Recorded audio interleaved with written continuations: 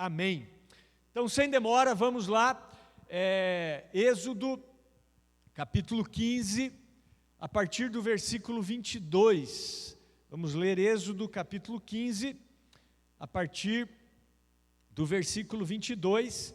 E vamos ler até o capítulo 16, versículo 3. Então, Êxodo 15, 22 ao 16, 3. Se você quiser acompanhar aqui no telão, vou usar a tradução King James, Bíblia King James Fiel de 1611, que é uma tradução muito boa também. Então diz assim a palavra de Deus: Assim Moisés trouxe Israel do Mar Vermelho, e eles saíram para o deserto de Sur, e foram 3 dias pelo deserto e não encontraram água. E quando chegaram a Mara, não puderam beber as águas de Mara, porque eram amargas. Por isso o nome foi chamado Mara. E o povo murmurou contra o Senhor, dizendo: O que beberemos? E ele clamou ao Senhor, e o Senhor lhe mostrou uma árvore, que quando ele a lançou nas águas, as águas se tornaram doces. Ali fez para eles um estatuto e uma ordenança. E ali ele os testou e disse: Se diligentemente ouvires a voz do Senhor teu Deus, e fizeres o que é reto à sua vista, e deres teu ouvido aos seus mandamentos, e guardares todos os seus estatutos, não colocarei sobre ti nenhuma dessas doenças que eu trouxe sobre os egípcios, pois eu sou o Senhor que te cura. E chegaram a Elim, onde havia 12 fontes de água e 70 palmeiras, e acamparam ali junto às águas. E tomaram a sua jornada de Elim, e toda a congregação dos filhos de Israel veio ao deserto de Sim, que está entre Elim e Sinai, no 15º dia do 2º mês, depois da sua partida da terra do Egito. E toda a congregação dos filhos de Israel murmurou contra Moisés e Arão no deserto. E os filhos de Israel disseram a eles: Quem dera tivéssemos morrido pela mão do Senhor na terra do Egito, quando estávamos assentados junto às panelas de carne, e quando comíamos pão à vontade.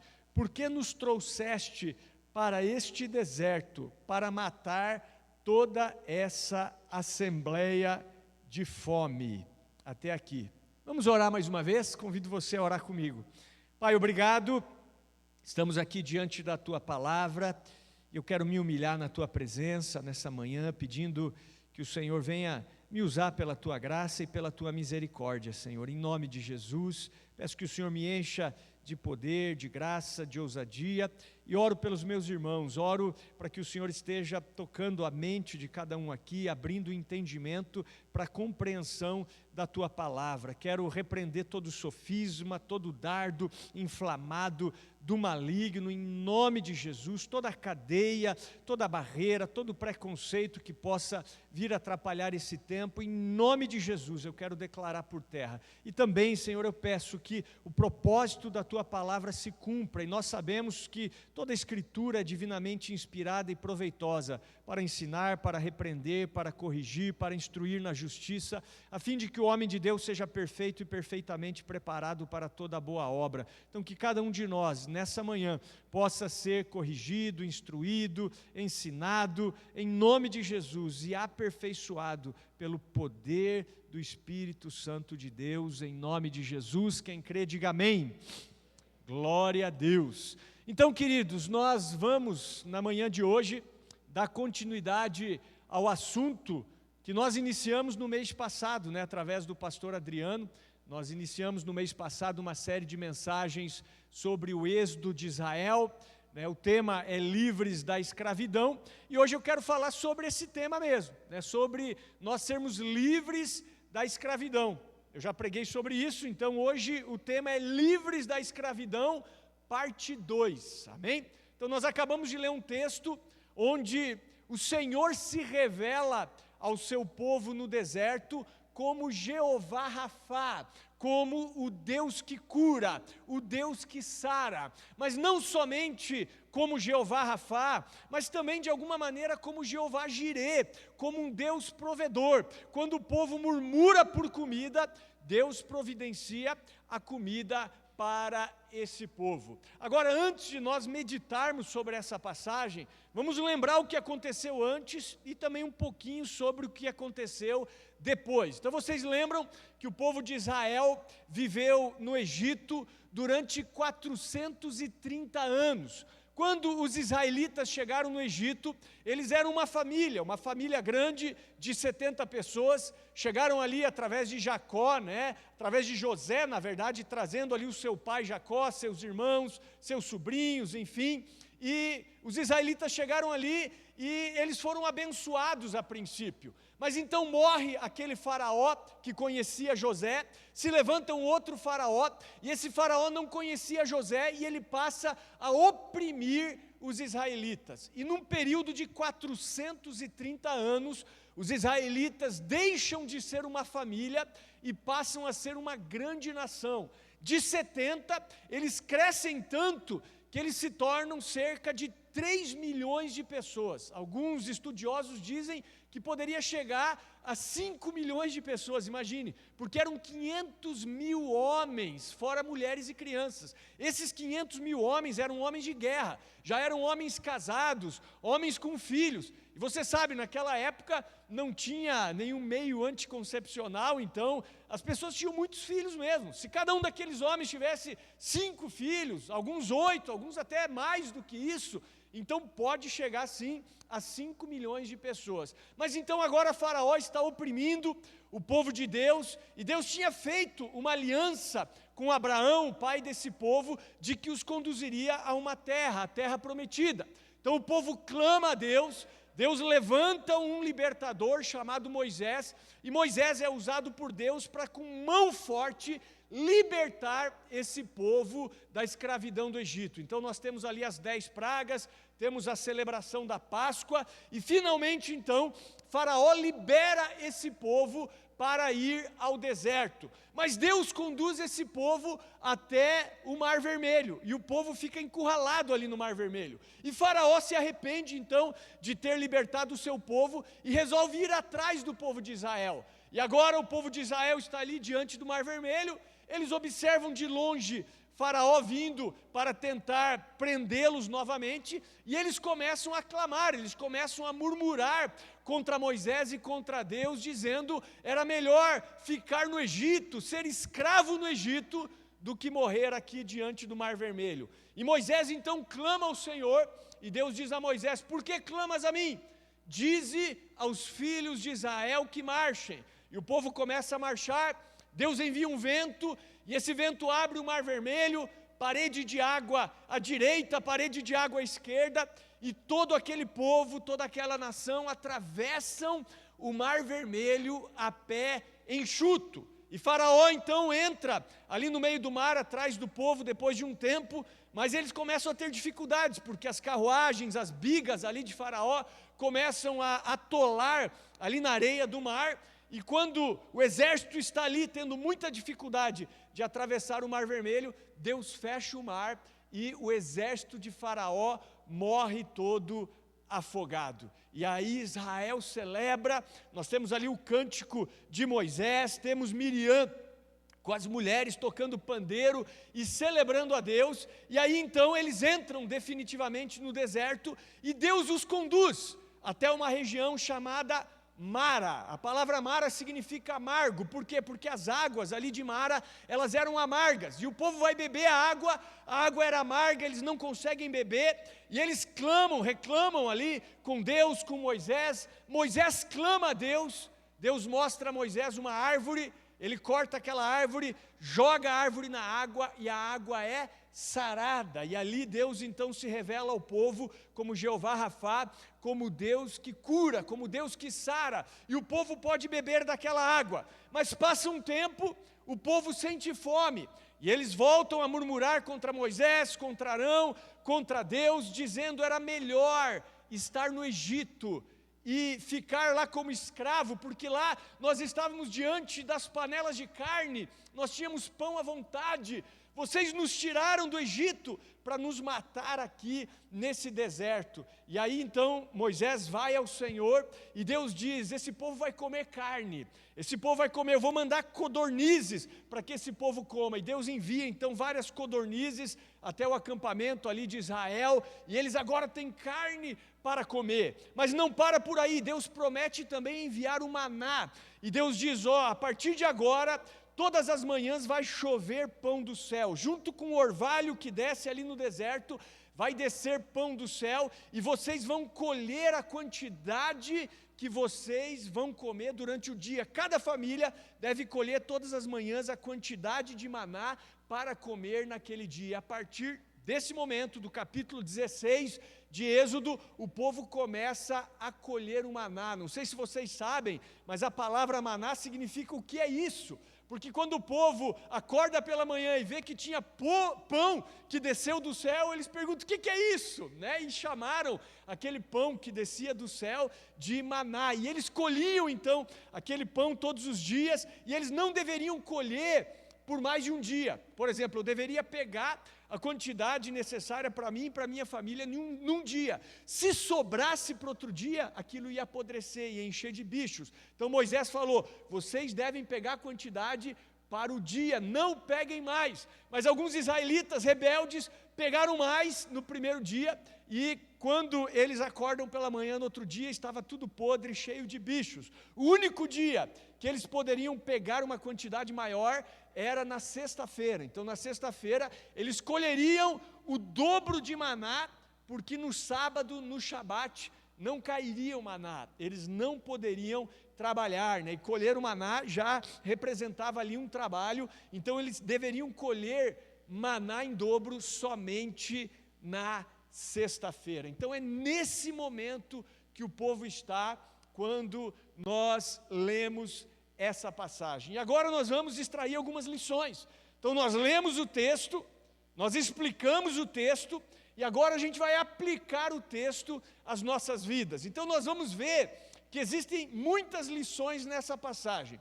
Algumas delas são exortações para nós, são exortações de Deus para você e para mim, e outras são algumas consolações de Deus para nós. Então a palavra de Deus, ela é entregue para nós para corrigir-nos, para nos exortar, mas é também para nos consolar. E a primeira coisa que eu posso extrair dessa passagem lida é a seguinte: a primeira lição, a primeira aplicação prática: diga não à murmuração.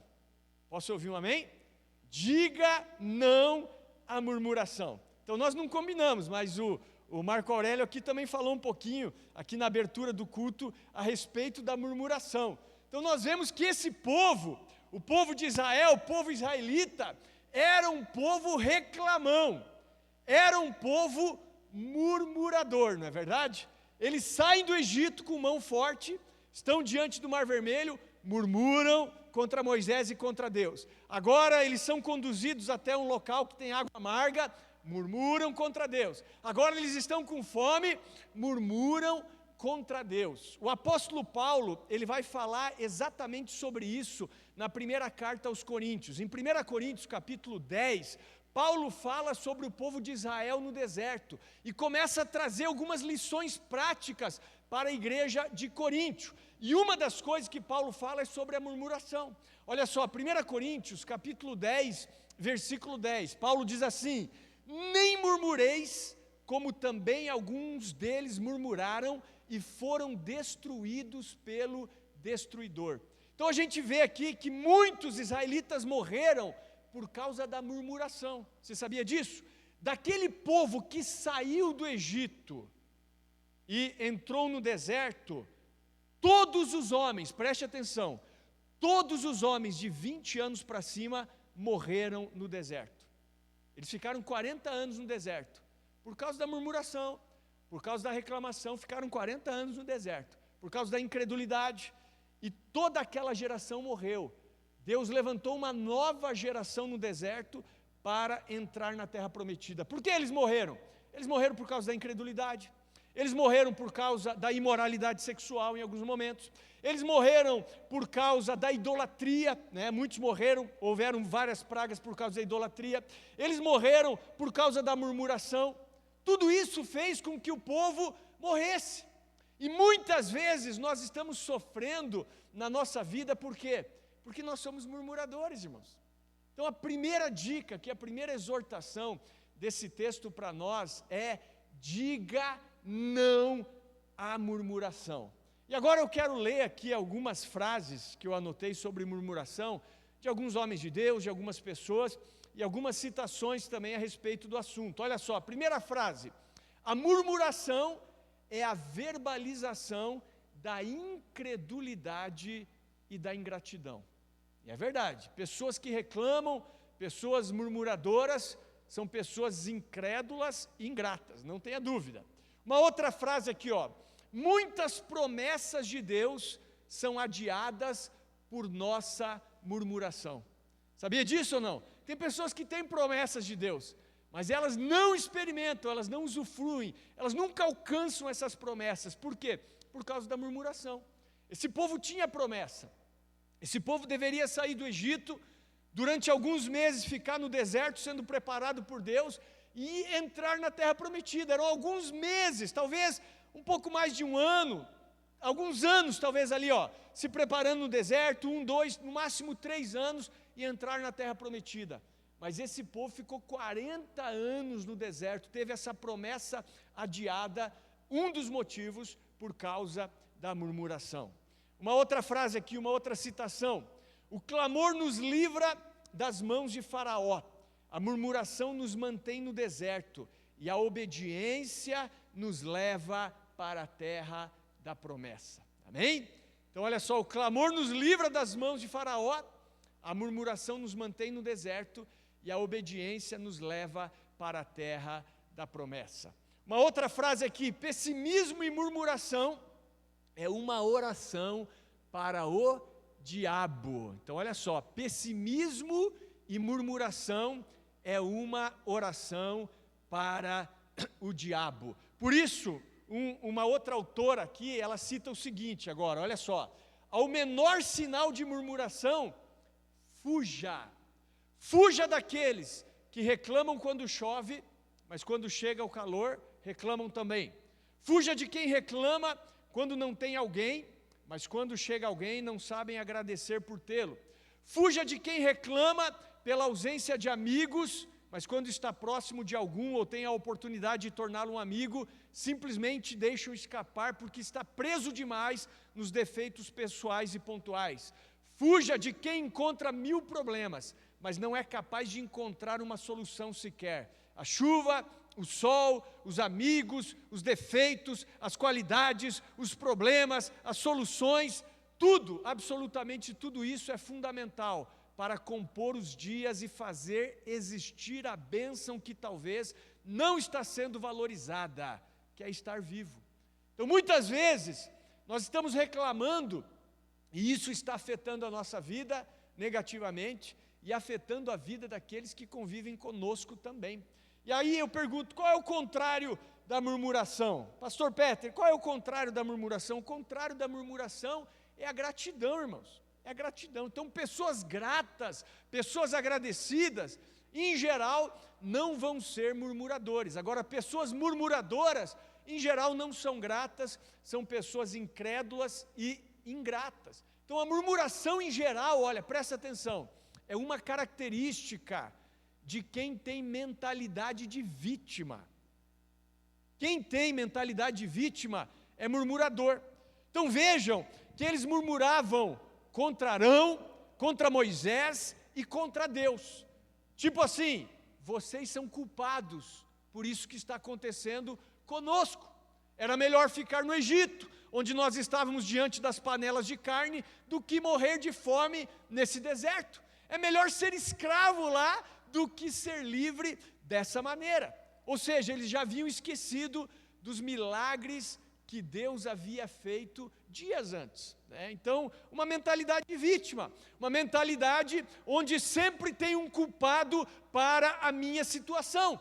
Inclusive tem uma outra citação que eu li essa semana num livro onde o autor diz assim, ó: a vítima põe a culpa na economia, no governo, na bolsa de valores, nos seus corretores, no ramo de negócio em que atua, no patrão, nos empregados, no gerente, nos diretores da empresa, no serviço de atendimento ao cliente, no departamento de entregas, no marido ou na sua mulher, no sócio, em Deus e, é claro, nos pais. A culpa é sempre de outra pessoa ou de outra coisa. O problema é invariavelmente alguém ou alguma coisa, nunca ela própria. Então nós vemos aqui a pessoa se vitimando e sempre colocando a culpa de algo que ela está vivendo em circunstâncias externas ou em outras pessoas, né? Ainda acrescento aqui, trazendo para o contexto de igreja, né? A culpa é do pastor, né? A culpa é da própria igreja, a culpa é do clima. Então pessoas vítimas, na verdade, sabe qual é o problema da pessoa que tem essa mentalidade de vítima? Vou falar para você, em geral, essas pessoas elas querem atenção. Qual é o ganho de uma pessoa ao se vitimizar? O principal ganho dessa pessoa é ter atenção, porque quando ela está ali se vitimizando, a tendência das outras pessoas é darem atenção para ela, é falarem, não, não é bem assim, você não é isso, não é bem dessa forma, e a pessoa tem um ganho de atenção. Então, cuidado para que você não se coloque nessa posição de vítima, como se o universo e todas as coisas estivessem conspirando contra você. Não, assuma aí o protagonismo da sua vida. O que fazer então, pastor Peter? Se eu estou nessa cilada, nessa circunstância, sou uma pessoa vitimista, sou uma pessoa reclamona, uma pessoa murmuradora. Então, o que fazer? O texto nos mostra o que fazer. Nós devemos clamar ao Senhor, que é o segundo ponto aqui da mensagem, né? Então, assim, eu estudando sobre esse assunto, eu vejo assim como Moisés realmente se tornou um homem de Deus, né? Então, por isso, talvez ele seja aí o maior profeta do Antigo Testamento, né? Então, quando o povo murmurava contra Moisés, contra Arão, contra Deus, o que Moisés fazia? Moisés não rebatia o povo, Moisés sempre clamava ao Senhor. Moisés, ele ia ao Senhor. O versículo 25 do capítulo 15 diz que ele, aqui esse ele é Moisés, ele clamou ao Senhor. Então, sempre que havia um problema, sempre que o povo reclamava, algo para ser resolvido, Moisés ia para o Senhor, e o Senhor trazia a solução, irmãos. Essa é a verdade. Olha só o Salmo 50, versículo 15. O que o salmista diz? Invoca-me no dia da angústia, eu te livrarei e tu me glorificarás. Então Moisés entendeu isso. Momento de angústia, de pressão, de reclamação do povo. O que Moisés fazia? Invocava o Senhor, clamava ao Senhor. Deus o livrava, Deus trazia uma resposta para Moisés. E o Senhor era glorificado. Salmo 145, versículo 18. O Senhor está perto de todos aqueles que clamam por Ele, de todos aqueles que clamam por Ele em verdade. Então o nosso erro muitas vezes, no momento de dificuldade, de pressão, é não irmos para o Senhor. Porque quando nós vamos para o Senhor, Ele sempre vai trazer a solução.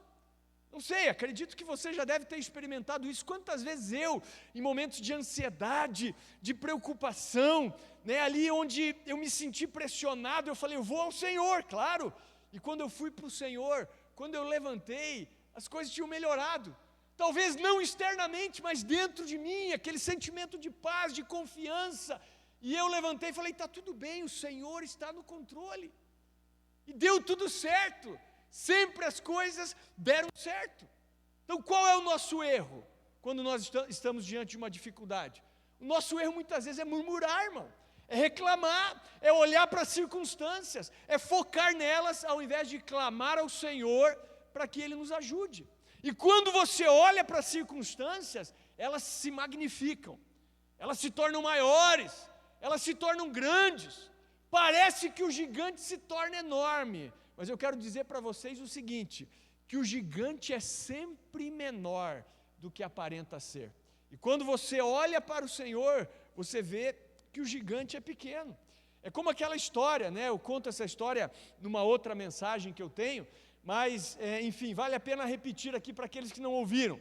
Então, essa história fala de um homem que estava andando numa estrada de chão, né? Uma estrada assim pedregosa, com vários pedriscos, enfim, e ele de repente chutou uma pedra, né, na estrada, assim, chutou para a beira da estrada, uma pedra, não era assim uma pedra tão pequena, né, mas não era uma pedra grande também, e tinha um sapo na beira da estrada, e a pedra rolou e bateu no sapo, o sapo ficou de barriga para cima e a pedra caiu em cima do sapo, e o sapo ficou desesperado, porque ele não conseguia se virar, entendeu? Ficou de barriga para cima. E eu sei que sapo não fala, irmãos, mas nessa história ele fala, tá? E o sapo começou a clamar: alguém me ajude, por favor, eu vou morrer, preciso de um milagre, né? E aí, de repente, alguns minutos depois, passando uma outra pessoa por ali, viu o desespero do sapo, à beira da estrada, foi ali e tirou a pedra de cima do sapo. O sapo virou e ele saiu pulando: milagre, milagre, milagre. Então, para o sapo, aquilo foi um grande milagre. Mas para a pessoa que tirou a pedra de cima do sapo, aquilo não foi nada, irmãos. Então é assim que funcionam as coisas. Aquilo que para você, meu Deus, é algo gigantesco, é algo impossível de ser resolvido, para Deus não existe nada demasiadamente difícil. Tudo é possível para Deus, e por isso que Jesus falou: tudo é possível para o que crê. E esse era o problema do povo. Estou com fome, olhava para o umbigo, para as necessidades básicas, começavam a reclamar, começavam a murmurar. Então deixa de ser reclamão e seja uma pessoa que clama ao Senhor. Posso ouvir um amém? Então, primeira coisa, diga não à murmuração. Segunda coisa, clame ao Senhor. Terceira coisa que nós aprendemos aqui nesse texto: Deus transforma o nosso amargor em doçura. Posso ouvir um amém? Então eu falei para vocês que a palavra Mara significa amargo, né? Então até nós conhecemos pessoas aí que se chamam Mara, né? Então assim, se você for ver, não é um bom nome, né? Porque o nome Mara é amargo. E essa região foi chamada de Mara por quê? Porque as águas ali, elas eram amargas. Não sei se eram águas calcárias, né? Águas assim, com muitos minerais, não sei, mas era uma água que não dava para tomar. E aí Moisés, ele clama ao Senhor, e o Senhor mostra a Moisés uma árvore. E Moisés então corta essa árvore, joga ali na água, e aquelas águas, elas são completamente curadas, queridos. E essa árvore que Moisés cortou, simbolicamente, eu digo isso sem medo de errar, aponta para Cristo. Né? Cristo, ele foi cortado, Cristo, ele foi transpassado, ele morreu, para quê? Para mudar o nosso coração, para tirar o amargor do nosso coração. Então aquela árvore que foi cortada e jogada nas águas, ela apontava para Cristo, para o Espírito de Deus, que entra na nossa vida e vai produzindo mudanças, e vai produzindo cura na nossa vida, não é verdade? Não é o que a Bíblia diz? A Bíblia diz: se o Filho vos libertar, verdadeiramente sereis livres, e conhecereis a verdade, e a verdade vos libertará. Então Cristo, ele veio para nos libertar, ele quer entrar no seu coração e quer libertar você de todo pecado, ele quer libertar você de todo amargor. Todos nós precisamos de Cristo, irmãos. Somente Cristo pode nos libertar do amargor do pecado. Então o amargor nós podemos entender aqui como pecado, e Jesus, a árvore da vida, que vem para nos curar, que vem para nos libertar, que vem para nos conduzir para a terra prometida. Então é nesse momento que o Senhor se revela como Deus que sara, que é aqui o quarto ponto da mensagem. Então Deus, ele nos cura, Deus, ele nos sara, Deus é o Jeová Rafá. Olha só o versículo 26 desse texto de Êxodo 15. E disse: se diligentemente ouvires a voz do Senhor teu Deus, e fizeres o que é reto à sua vista, e deres teu ouvido aos seus mandamentos, e guardares todos os seus estatutos, não colocarei sobre ti nenhuma dessas doenças que eu trouxe sobre os egípcios, pois eu sou o Senhor que te cura, ou o Senhor que te sara, o Jeová Rafá.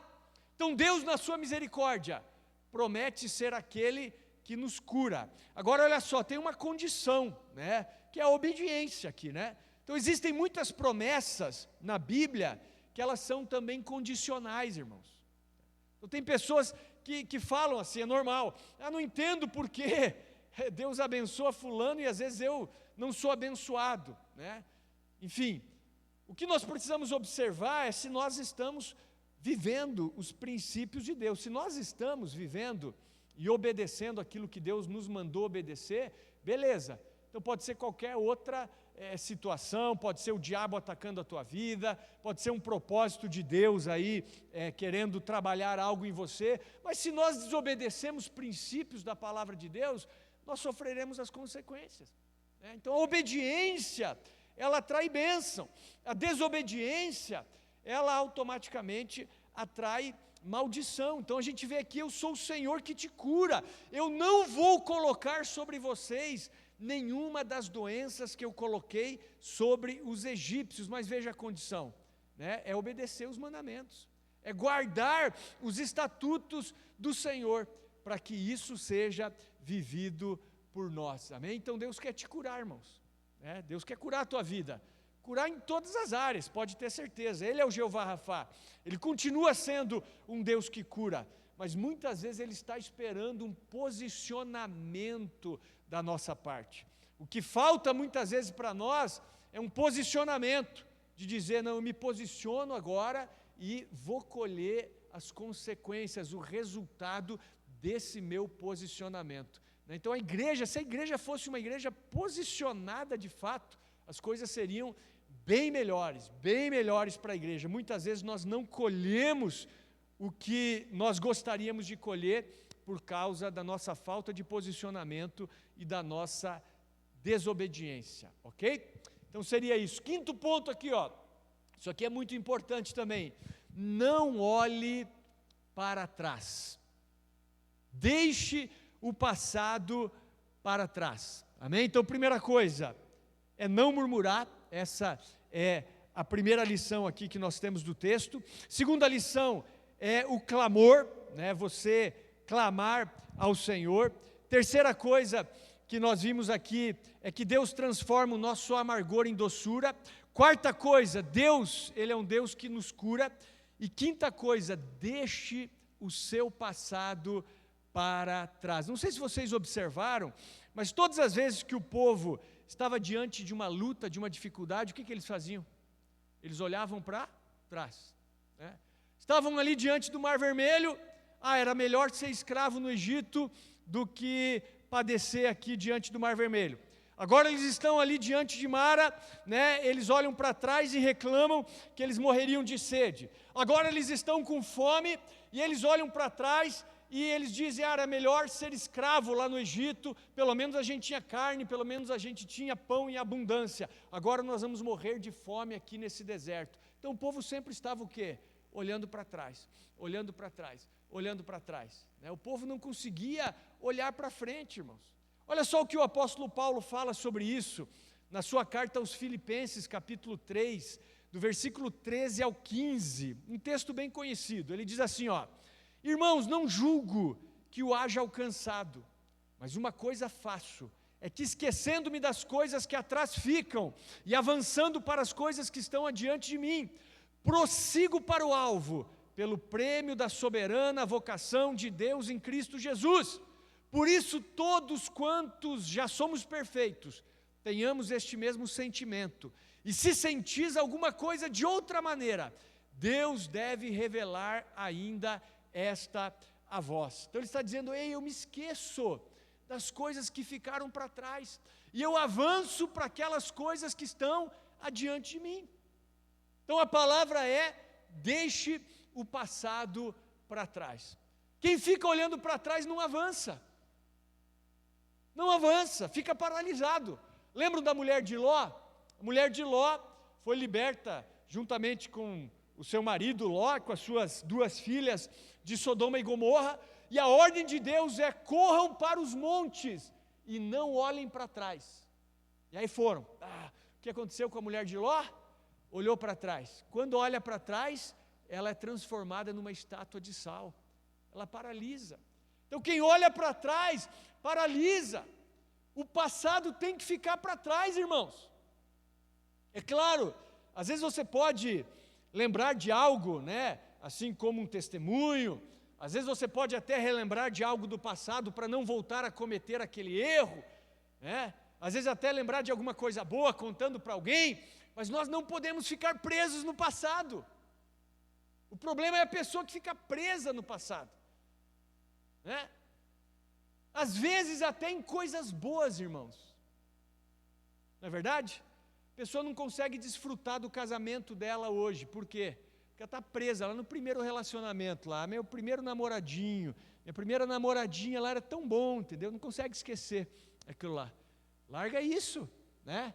Não consegue desfrutar do momento atual, do emprego, porque fica lembrando lá do passado, né?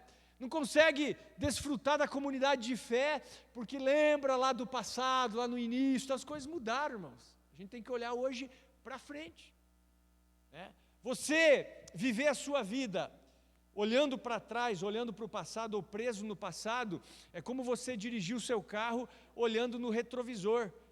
Fatalmente você vai bater no carro da frente. Agora, se você olhar para frente, as coisas vão ser bem melhores. Olha só o que diz Provérbios capítulo 4, versículo 25. Olha só o que o autor de Provérbios diz: que os teus olhos olhem para frente e que as tuas pálpebras olhem reto diante de ti. Então a Bíblia está falando para você olhar para onde? Olhar para frente, irmãos. É esse o caminho que você deve seguir. Amém? Então o povo de Israel, olha só, eles saem do Egito, eles passam pelo Mar Vermelho. Não sei se você sabe, eles tinham durante o dia uma coluna de nuvem que os cobria durante o dia para eles não sofrerem por causa do calor. Durante a noite tinha uma coluna de fogo que esquentava o povo no deserto, porque no deserto durante o dia é muito quente e durante a noite é muito frio. Então eles tinham ar-condicionado, irmãos, no deserto. Quando eles queriam água, não nessa passagem, mas mais para frente, você vai ver que Moisés feriu uma rocha e saía água da rocha. E a Bíblia diz que essa rocha seguia esse povo. E essa rocha era Cristo.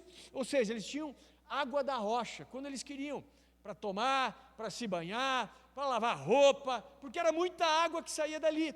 Tinham todos os dias pão que descia do céu pela manhã, então fast food ali, todos os dias, gratuitamente. Irmãos, a Bíblia diz que as roupas deles não envelheciam durante 40 anos no deserto, as sandálias não se gastavam. Imagine só, uma sandália que dura 40 anos, irmãos. Oh, coisa boa, né? Enfim, mulherada deveria ficar um pouco decepcionada, queria trocar de sandália, não, era mesmo os 40 anos, né? Mas de qualquer maneira, a roupa não se gastava.